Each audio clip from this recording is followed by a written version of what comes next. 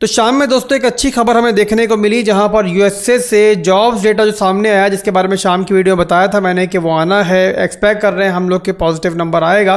तो वैसे ही हुआ दोस्तों, एज एक्सपेक्टेड जो नंबर आया वो पॉजिटिव आया, और बल्कि कह सकते हैं थोड़ा एक्सपेक्टेशन से ज़्यादा पॉजिटिव नंबर आया है। और बताया जा रहा है दोस्तों कि यूएसए के अंदर सितंबर में जो है ना 2,54,000 जॉब्स में इजाफा हुआ है, और जो अनएम्प्लॉयमेंट चल रही थी यूएसए के अंदर उसमें भी बहुत ज़्यादा कमी दिखाई दी है, और उसमें 4.1% जो है कमी हो चुकी है। तो इससे अंदाज़ा क्या हो रहा है दोस्तों कि जो एफओएमसी मीटिंग के अंदर डिसाइड हुआ था कि रेट कटिंग की तरफ जाया जाएगा, वो अब जो है ना अब आगे भी कंटिन्यू हो सकता है, और इस साल की जो अगली 2 मीटिंग्स हैं वहां पर भी जो है रेट कटिंग की जा सकती है।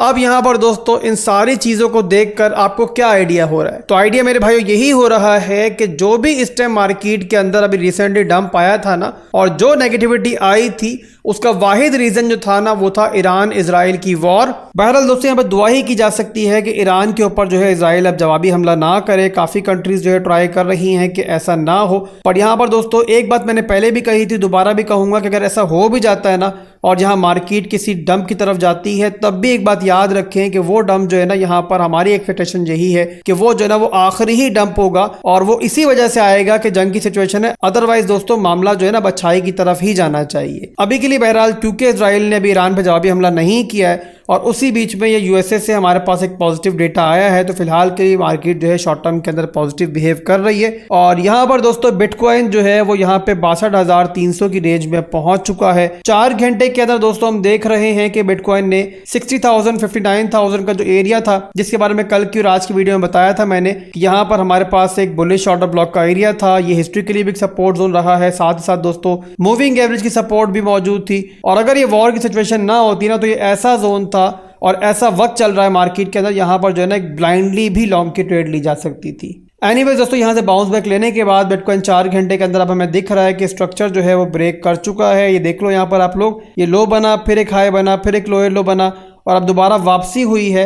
तो हमारा 61,800 का रेजिस्टेंस जोन, जिसके बारे में शाम की वीडियो में भी बताया था मैंने आपको कि ये हमारा एक सप्लाई जोन है, वो बिटकॉइन तोड़ चुका है। ऊपर हमारी 4 घंटे की क्लोजिंग अब मिल चुकी है। तो इस क्लोजिंग के बाद दोस्तों अब बिटकॉइन अगर दोबारा इस जोन की तरफ आता है, सपोर्ट जोन की तरफ आता है, तो ये हमारा जो एक हायर लो का मूव ही होगा।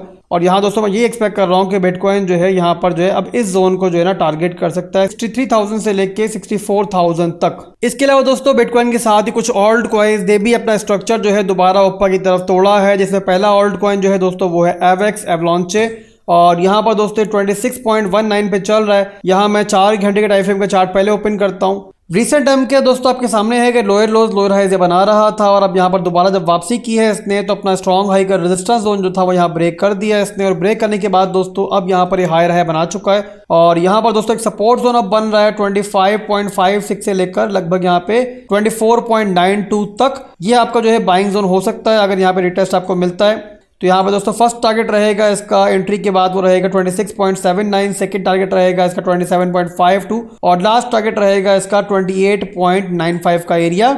मेरा मशवरा आपको यही होगा कि स्पॉट में लो, स्पॉट में अगर स्टॉप लॉस नहीं भी लगाओगे तो टेंशन नहीं है, बट अगर फ्यूचर्स में लोगे तो फिर ज़ाहिर आपको इनवैलिडेशन भी रखना पड़ेगा, और उसी के साथ साथ आपको जो है ना लेवरेज भी कम ही लेनी है, 2x या 3x से ज़्यादा नहीं लेनी है। अगर स्टॉप लॉस रखना चाहो दोस्तों तो आप लोग यहाँ पे मैनुअल स्टॉप लॉस रखोगे, और वो रहेगा आपका दोस्तों 23.94 से नीचे। अगर इसके नीचे 4 घंटे की हमारी क्लोजिंग हो जाती है तो फिर जो है ना आप लोग इसे स्टॉप लॉस कंसीडर करोगे। इसके अलावा अगला ऑल्ट कॉइन दोस्तों बीएनबी है। चार्ट्स के ऊपर ये भी अच्छा दिख रहा है, इसके बारे में भी आपको बताए थे। तो चार्ट मैंने इसका ओपन कर लिया है, और यहाँ पर दोस्तों आपके सामने है कि इसने अपने डेली टाइम फ्रेम के सपोर्ट जोन से बाउंस बैक किया, जो कि ऑलरेडी मैंने पिछले दिनों के अंदर मार्क करके आपको दिया था।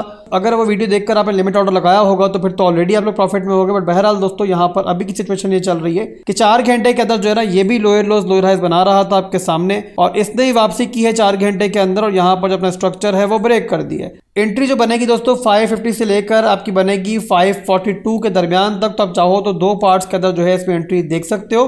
और इसके अलावा टारगेट जो रहेंगे दोस्तों हमारे, फर्स्ट टारगेट रहेगा हमारा यहाँ पे 559 का एरिया, सेकंड टारगेट रहेगा इसके अंदर 568 का एरिया, थर्ड टारगेट होगा 581 और लास्ट टारगेट होगा इसका 600 का एरिया। और अगर इन वैलिडेशन आप लगाना चाहो इसके अंदर तो वो आप लगाओगे यहाँ पर 532 से नीचे। 4 घंटे की क्लोजिंग अगर इसके नीचे हो जाती है तो वो आपका स्टॉप लॉस कंसीडर होगा। नेक्स्ट ऑल्ट कॉइन होगा FET। इसका भी सेटअप मैं आपको बता देता हूँ। तो FET के अंदर दोस्तों जो हमारा एंट्री जोन बन रहा है वो बन रहा है यहाँ पर 1.419 से लेकर लगभग यहाँ पे 1.4 तक। टारगेट जो रहेंगे दोस्तों इसके फर्स्ट टारगेट रहेगा हमारा 1.474 का, सेकंड टारगेट रहेगा इसका 1.550 का और लास्ट टारगेट रहेगा इसका ये वाला हाई यानी कि 1.686 का। इसके अलावा स्टॉप लॉस लगाना चाहो तो वो होगा हमारा 1.325 से नीचे। इससे अगला ऑल्ट कॉइन दोस्तों है FTM। FTM के अंदर जो हमारी एंट्री बनेगी वो बनेगी यहाँ पर 0.62 से लेकर लगभग यहाँ पे 0.6087 तक। और इसमें अगर इनवैलिडेशन आप रखना चाहो तो वो रखोगे यहाँ पर 0.5865 से नीचे। और इसके अलावा टारगेट जो रहेंगे इसके फर्स्ट टारगेट रहेगा इसका हमारा 0.65, सेकेंड टारगेट रहेगा इसका 0.6736, लास्ट टारगेट बनेगा इसका 0.70। इससे अगला सेटअप होगा टाओ का, वो भी आप लोग देख लो।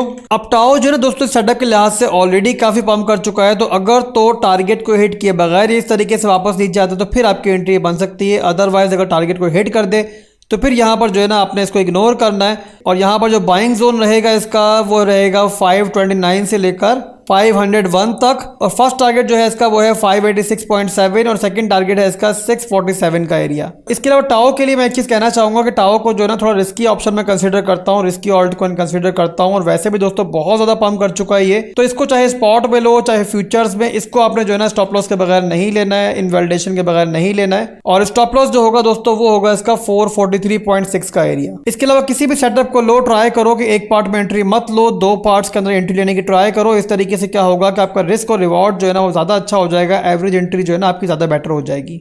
इसके अलावा लास्ट ऑल्ट कॉइन होगा सोलाना। सोलाना को भी आप लोग देख सकते हो, इस पे भी 4 घंटे के अंदर स्ट्रक्चर जो है वो यहाँ पे ब्रेक होता हुआ हमें दिख रहा है। तो ये मैंने सोलाना का चार्ट ओपन किया हुआ है और सोलाना के अंदर दोस्तों आप देख सकते हो 4 घंटे के अंदर लोअर लोज लोअर हाइज बन रहे थे और यहाँ पर इसने भी अपना स्ट्रक्चर ब्रेक किया है 4 घंटे के अंदर। ब्रेक करने के बाद अब एक हायर लो के मूव के अंदर है और इसका बाय जोन जो रहेगा दोस्तों वो रहेगा 141 से लेकर 138.06 तक। तो इसके अंदर जो है आप लोग एंट्री बना सकते हो। और टारगेट जो रहेंगे दोस्तों, फर्स्ट टारगेट रहेगा हमारा 147.68 और सेकंड टारगेट रहेगा इसका हमारा 157.73 का एरिया। इसके अलावा अगर स्टॉप लॉस आप रखना चाहो तो 132.45 से नीचे क्लोजिंग अगर हो जाए तो आप लोग उसे स्टॉप लॉस कंसीडर कर सकते हो। तो ये दोस्तों कुछ ऑल्ट कॉइन्स थे जो कमिंग डेज के था। मुझे उम्मीद है कि बिटकॉइन ने अगर साथ दिया, कोई गंद ना की तो अच्छा परफॉर्म करेंगे। एक और चीज़ दोस्तों कि आप अगर फ्यूचर्स ट्रेडिंग कर रहे हो तो लेवरेज जो है कम रखना, जैसे मैंने पहले बताया था। और उसके अलावा जो है ना सबके सब ऑल्ट कॉइन्स में एंट्री मत लेना, एक का दुक्का ऑल्ट कॉइन को सिलेक्ट करना ताकि रिस्क जो है ना वो आप कंट्रोल में रहे और किसी मसले की सूरत में जो है ना आपका लॉस जो है वो ज़्यादा ना हो। तो अभी के लिए दोस्तों बस इतना ही था, फिर मिलेंगे इंशाल्लाह बहुत जल्द। दुआ में याद रखिएगा। अल्लाह हाफिज़।